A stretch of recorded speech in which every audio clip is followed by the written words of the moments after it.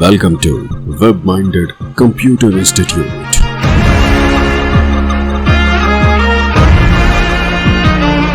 Then like, subscribe and share. का सबसे बड़ा फीचर जो है वो है सर्चिंग। किसी भी सब्जेक्ट पे किसी भी टाइप की और किसी भी समय और जितनी भी आप चाहे सर्च कर सकते हैं जो आपको इंटरनेट पे अवेलेबल रहती है। ऐसा जरूरी नहीं कि आप जिस चीज की सर्च करना चाहते हैं उसकी वेबसाइट की जानकारी आपको पहले से हो। ऐसे केसेस में यदि आपको वेबसाइट की जानकारी नहीं है तो आप इसके लिए सर्च इंजन्स का प्रयोग कर सकते हैं, जिसमें हम गूगल, बिंग और याहू का प्रयोग कर सकते हैं, जिसमें हमने पीछे भी एक एग्जांपल किया है जिसने ताजमहल टेक्स्ट को सर्च करने के लिए किया था। तो उससे रिलेटेड इंफॉर्मेशन हमारे पास उसकी अवेलेबल हो गई थी। अब हम सर्चिंग की और जानकारी लेते हैं। इसके लिए हम गूगल का प्रयोग करते हैं। किसी भी इंफॉर्मेशन को सर्च करने के लिए गूगल सर्च इंजन बहुत बढ़िया विकल्प है। गूगल सर्च इंजन से आप किसी भी इंफॉर्मेशन को सर्च कर सकते हैं। इसमें सबसे खास बात यह है कि आप ना केवल टेक्सुअल सर्च कर सकते हैं, आप इसमें वीडियो, पीडीएफ, टेक्स्ट और इस तरह से फाइल टाइप के अकॉर्डिंग भी सर्च कर सकते हैं। उदाहरण के तौर पे जैसे मुझे यहाँ पे सपोज करें ताजमहल की ही सर्च करनी है दोबारा, तो जैसे मैं ताजमहल यहाँ टाइप करता हूँ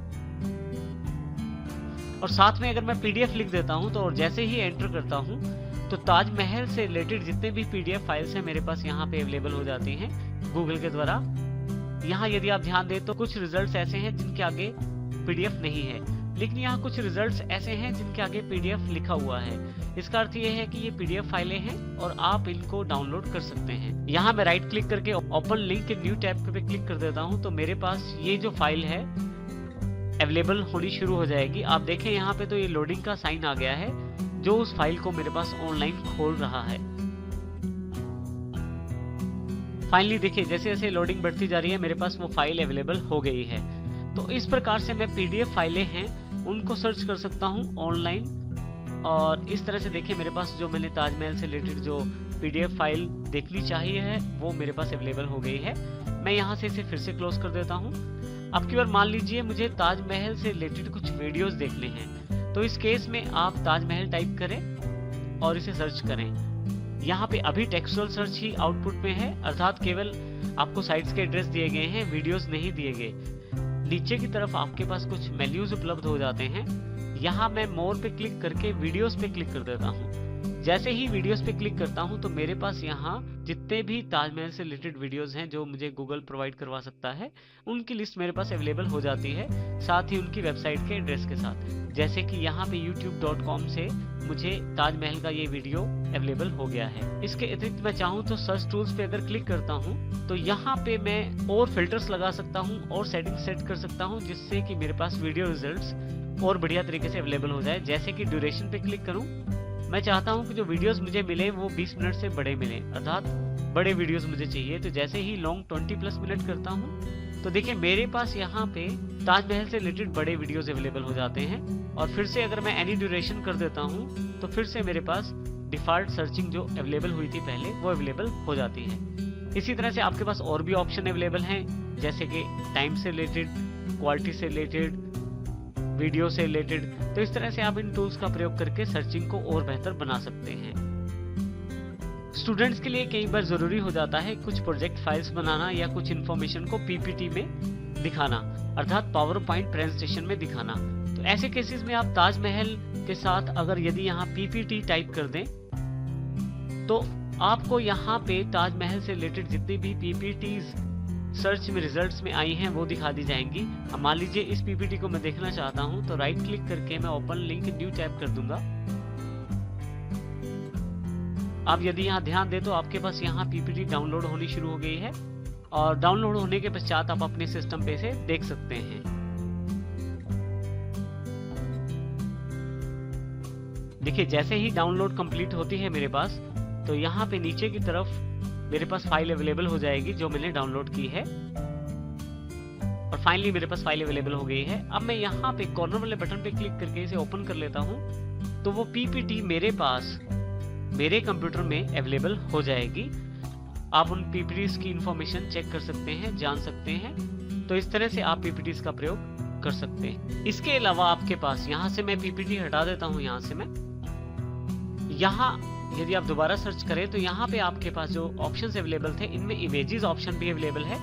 यदि मैं इमेजेस पे क्लिक करूँ तो इस जो टॉपिक मैंने सर्च बॉक्स में डाला है उससे रिलेटेड सभी इमेजेस मेरे पास अवेलेबल हो जाती हैं, साथ में कुछ सजेशंस भी अवेलेबल हो जाते हैं। इसी तरह से यदि मैं मैप्स देखना चाहता हूँ तो ऑनलाइन गूगल के द्वारा मुझे मैप्स की जानकारी भी अवेलेबल हो जाती है।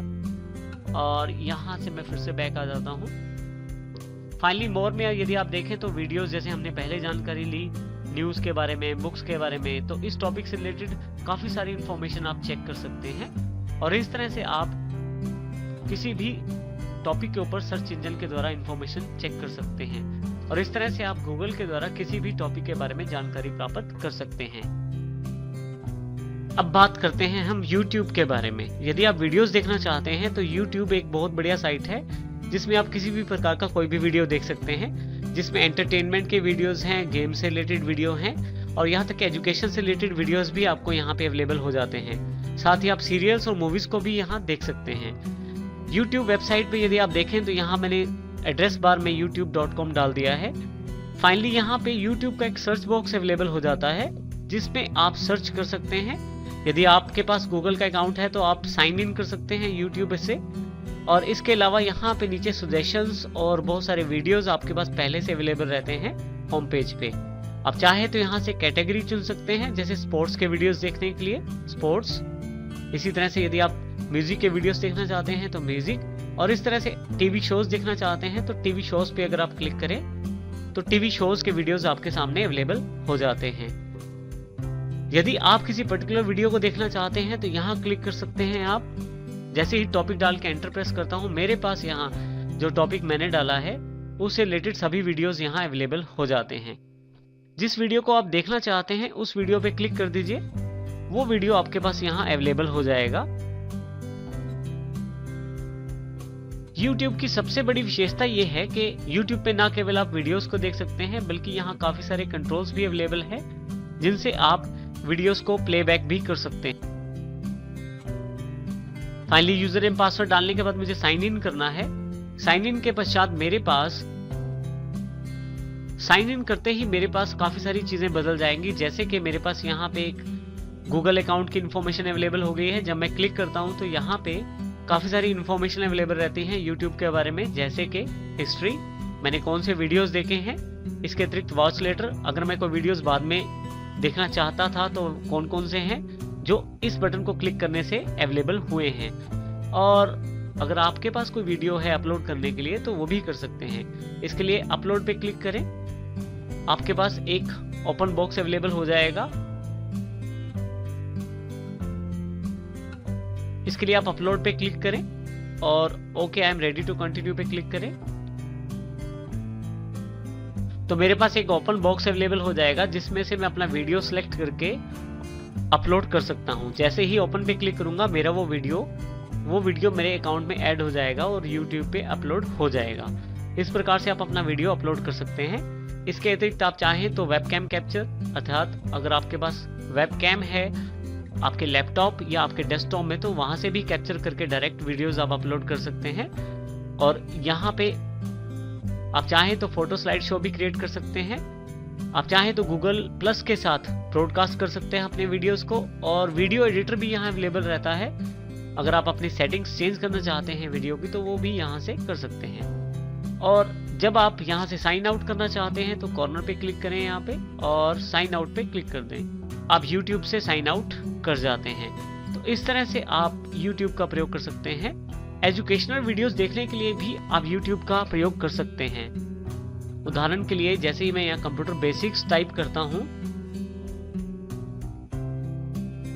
तो मेरे पास यहाँ कंप्यूटर बेसिक्स से रिलेटेड काफी सारे वीडियोस अवेलेबल हो जाते हैं जिनको मैं देख सकता हूँ और जिनसे मैं बहुत कुछ सीख सकता हूँ। इस प्रकार से एजुकेशन रिलेटेड वीडियोस भी आप सर्च कर सकते हैं। आप किसी भी सब्जेक्ट से रिलेटेड क्यों ना हो, आप सर्च कीजिए, आपकी फील्ड से रिलेटेड वीडियोस आपके सामने आ जाएंगे जिससे आपको काफी सारी नॉलेज मिल सकती है। इस प्रकार से हम YouTube का प्रयोग कर सकते हैं।